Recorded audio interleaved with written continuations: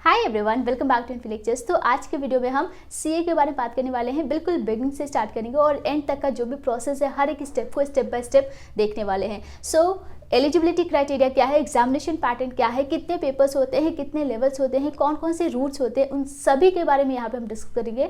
So video को पूरा ज़रूर देखिएगा। और अगर आप कोर्स से रिलेटेड एग्जाम्स, कॉलेजेस या फिर करियर गाइडेंस रिलेटेड वीडियो के लिए आप इस चैनल को सब्सक्राइब करने के साथ साथ नोटिफिकेशन को भी ऑन कर सकते हैं। और अगर आप किसी ऐसे स्टूडेंट को जानते हैं जो सीए करना चाहते हैं, उसे इस वीडियो को शेयर कर सकते हैं। तो आइए आज का वीडियो स्टार्ट करते हैं। So what is CA? CA is a chartered accountant. ये एक प्रोफेशनल कोर्स है जो कि अकाउंटेंसी, टैक्सेशन एंड ऑडिट पे फोकस्ड है। So chartered accountancy is a good career option if you are interested in accountancy और टैक्सेशन। इंडिया में ये हाईएस्ट पेइंग करियर प्रोफेशनल्स है एंड सीए काफ़ी चैलेंजिंग है, एट द सेम टाइम ये काफ़ी प्रॉमिसिंग भी है। सो सीए प्रोग्राम को ICAI कंडक्ट कराती है, the institute of chartered accountant of India. So ये एक ऐसी बॉडी है जो सीए प्रोग्राम को रेगुलेट करती है, मेंटेन करती है और इसके 3 लेवल्स होते हैं, ठीक है, जो मैं आगे आपको बताऊंगी। इन तीनों ही लेवल को आपको कंप्लीट करना होता है अगर आप एक सीए बनना चाहते हैं तो। सो बेसिकली ICAI में ही जाके आपको रजिस्टर करना होता है, ठीक है, और सारी चीज़ें ICAI इसे रेगुलेट करती है, ठीक है। सो सबसे पहले हम एलिजिबिलिटी क्राइटेरिया की बात करेंगे। सो सीए करने के लिए आपके पास मेनली 2 ऑप्शंस होते हैं, 2 एंट्रीज होती है। आप एक 12th के बाद अप्लाई कर सकते हैं और आप ग्रेजुएशन या फिर पोस्ट ग्रेजुएशन के बाद अप्लाई कर सकते हैं। अगर हम 12th के बाद की बात करें तो 12th में आपका कोई भी स्ट्रीम है, कितने भी परसेंटेज है, आपने 12th कंप्लीट कर लिया है, पास कर लिया है, तो आप फाउंडेशन एग्जाम के लिए अपीयर हो सकते हैं, ठीक है। सो यहाँ पे कोई भी परसेंटेज का क्राइटेरिया नहीं है, ना ही कोई स्ट्रीम की क्राइटेरिया है, ठीक है। सो यहाँ पे एक डाउट आपका हो सकता है कि फाउंडेशन में स्टैट्स और मैथ्स रिलेटेड क्वेश्चन होता है, तो क्या 12th में मैथ्स होना कंपलसरी है? नहीं, 12th में आपका कोई भी स्ट्रीम है, आप अप्लाई कर सकते हैं। आप सीए के फाउंडेशन एग्जाम के लिए अपीयर हो सकते हैं, जो कि एंट्रेंस एग्जाम होता है।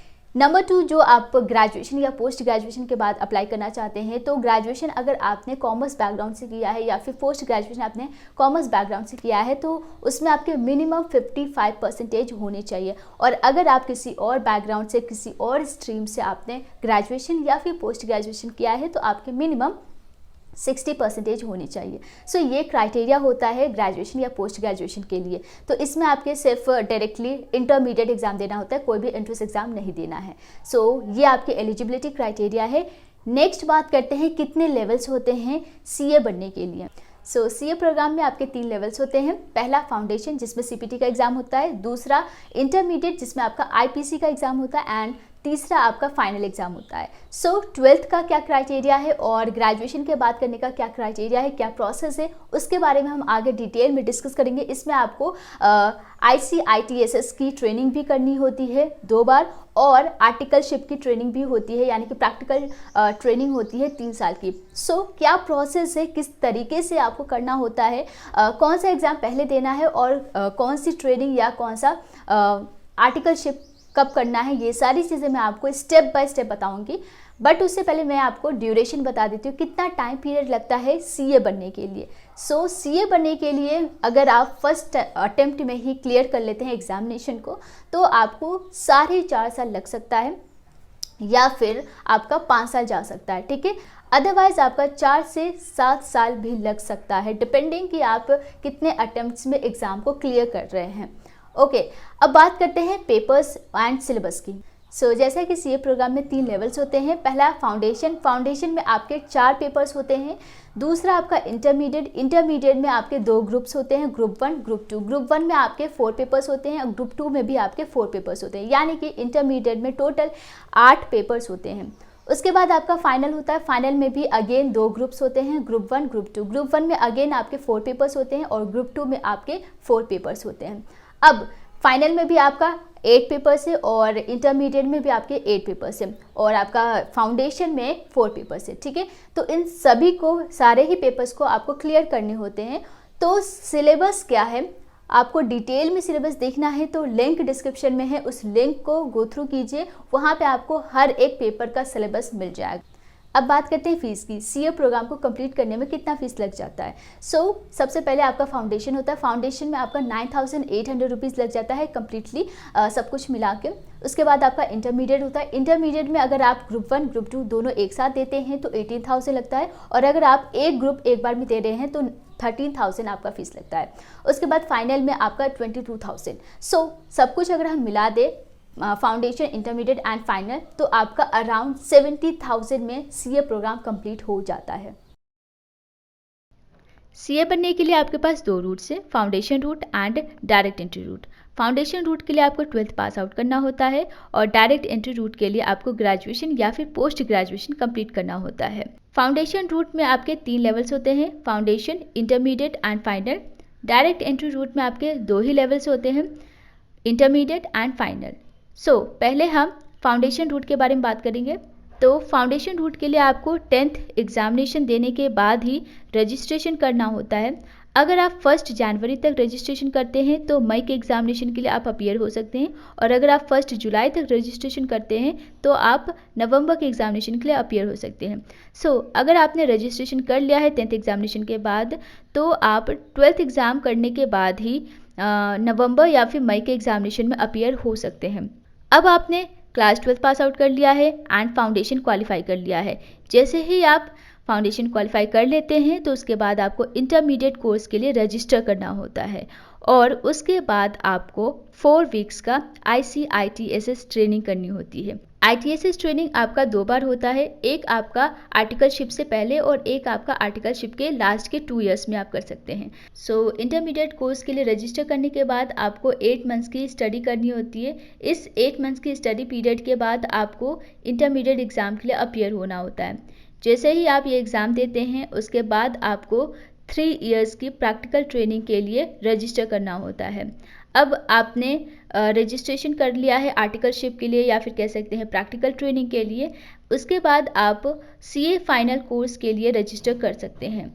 उससे पहले आपको group 1 and group 2 intermediate course को क्वालिफाई करना पड़ता है। जैसे ही आप इंटरमीडिएट कोर्स या इंटरमीडिएट एग्ज़ाम को क्वालिफाई कर लेते हैं तो ही आप सीए फाइनल कोर्स के लिए रजिस्टर कर सकते हैं। अब सीए फाइनल कोर्स के लिए रजिस्ट्रेशन करने के बाद आपको अगेन 4 वीक्स की एडवांस्ड ICITSS की ट्रेनिंग करनी होती है, और आर्टिकलशिप के लास्ट के जो 2 इयर्स होते हैं उन इयर्स में ही आपको ये 4 वीक्स का एडवांस्ड ICITSS ट्रेनिंग करनी होती है। अब आपको फाइनल एग्ज़ाम में अपीयर होना है। जैसे ही आप ये 4 वीक्स की ट्रेनिंग कंप्लीट कर लेते हैं और आप अपनी आर्टिकलशिप के जो लास्ट के 6 मंथ्स हैं उन मंथ्स में आप इस फाइनल एग्ज़ाम को दे सकते हैं। प्रैक्टिकल ट्रेनिंग कंप्लीट होने के बाद और फाइनल एग्ज़ाम को क्वालिफाई करने के बाद आप एक ICAI के मेंबर बन जाते हैं। सेकेंड बात करते हैं डायरेक्ट एंट्री रूट की। आपने ग्रेजुएशन या पोस्ट ग्रेजुएशन कर लिया है तो उसके बाद आपको इंटरमीडिएट कोर्स के लिए रजिस्टर करना होता है। उसके बाद आपको 4 वीक्स की ट्रेनिंग करनी होती है ICITSS की। जैसे ही आपकी ट्रेनिंग हो जाता है 4 वीक्स की, उसके बाद आपको 3 इयर्स की प्रैक्टिकल ट्रेनिंग के लिए ज्वाइन करना होता है, और फिर आपको इंटरमीडिएट एग्ज़ाम के लिए अपीयर होना होता है after 9 months of practical training.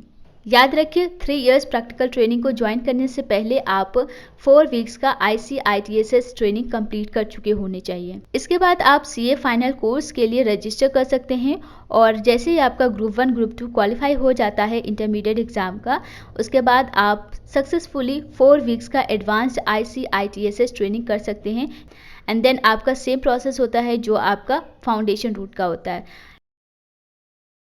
CA qualify करने के बाद और आर्टिकलशिप कंप्लीट करने के बाद ये आप पे डिपेंड करता है कि आगे अब आपको क्या करना है। मेनली आपके पास 2 ऑप्शंस होते हैं, या तो आप जॉब करो या फिर आप बिजनेस करो, ठीक है। तो अगर आप जॉब करना चाहते हो तो इसके लिए आप कैंपस प्लेसमेंट के थ्रू जा सकते हैं। तो जो भी ऑर्गेनाइजेशन आपको हायर करेगी उसके बैंक डिटेल के साथ आपको डील करना होता है। तो बेसिकली आपको अकाउंटेंसी, टैक्सेशन एंड ऑडिट का काम करना होता है। एंड इसकी जो इनिशियल सैलरी होती है वो around 5 to 8 lakh per annum होती है। डिपेंड करता है आपके प्रैक्टिकल नॉलेज पे, आपके आर्टिकलशिप पे। फर्दर जैसे जैसे आप एक्सपीरियंस्ड होंगे, आपकी जो सैलरी पैकेज है आपके एक्सपीरियंस के बेसिस पे इंक्रीज़ करेगी। ये आप पे टोटली डिपेंड करता है, और आपकी जितनी अच्छी प्रैक्टिकल नॉलेज होगी, जितने अच्छे तरीके से आपने आर्टिकलशिप किया होगा, आपकी सैलरी उसके बेसिस पे होगा, राइट। नेक्स्ट हम बात करते हैं कि आपके कुछ डाउट्स होते हैं, उन डाउट्स को जो यूजुअली जनरल डाउट्स होते हैं उन डाउट्स को क्लियर करते हैं। सबसे पहला ये कि सीए के साथ क्या ग्रेजुएशन कर सकते हैं। सो आप सीए के साथ साथ ग्रेजुएशन कर सकते हैं और वो भी आप रेगुलर मोड से कर सकते हैं, तो दोनों ही प्रोग्राम आप एक साथ कर सकते हैं। सेकेंड कि स्टडी मटेरियल कहाँ से मिलेगा। सो अगर आप फाउंडेशन प्रोग्राम के लिए या फाउंडेशन कोर्स के लिए रजिस्टर करते हैं एंड रजिस्ट्रेशन कंफर्म हो जाता है तो आप अपना स्टडी मटेरियल जो है उसके लिए आप ऑर्डर प्लेस कर सकते हैं। तो उसके लिए लिंक डिस्क्रिप्शन में मिल जाएगा, उसके थ्रू ही आप अपना जो ऑर्डर है उसे प्लेस कर सकते हैं। नेक्स्ट क्वेश्चन है कि क्या फाउंडेशन के लिए रेगुलर क्लासेस होती है। तो ICAI आपके लिए जो फाउंडेशन का जो क्लास है वो फ्री में कंडक्ट कराती है, तो उसके लिए आप क्लासेस कर सकते हैं। नेक्स्ट रजिस्ट्रेशन कहाँ करना है, तो उसके लिए लिंक मैं डिस्क्रिप्शन में दे रही हूँ, वहाँ से डायरेक्टली आप रजिस्टर कर सकते हैं। तो हार्ड वर्क चाहिए डेफिनेटली, एंड CA के तीनों ही लेवल को क्लियर करने के लिए आपको अच्छे से प्रिपेयर करना होता है। तो कुछ लोग इसके लिए एक्स्ट्रा कोचिंग भी करते हैं और कुछ लोग सेल्फ स्टडी करके भी CA क्लियर कर लेते हैं। सो डिपेंडिंग कि आप किस तरीके से करना चाहते हैं।